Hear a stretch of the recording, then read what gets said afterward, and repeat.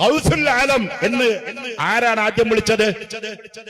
യാ ഗൗസുൽ ആലം N അല്ലാഹ് വിളിച്ചോവർ അല്ലാഹുവാണ് മുഹയ്യിദ്ദീൻ Sheikh റളിയല്ലാഹു അൻഹുവിനെ ഗൗസുൽ ആലം എന്ന് വിളിച്ചത്. അല്ലാഹു കൊടുക്കുന്ന ഡിഗ്രിയാണ് ഗൗസ്, ഖുതുബ്, വലിയ, ഖുതുബുൽ അഖ്താബ്, നുജബാ, നുഖബാ, അബ്ദാലി, ഖാദിമ്, മുരീദ്. ഔലിയാക്കളിൽ വലിയ വലിയ കാറ്റഗറിയുള്ളവരുണ്ട്. അതിലേറ്റവും വലിയ കാറ്റഗറിയാണ് ഖുതുബുൽ അഖ്താബ്, ഗൗസുൽ ആലം. അതിന്റെ മീതെ പിന്നൊരു ഡിഗ്രി ഔലിയാക്കളുടെ ലോകത്തില്ല.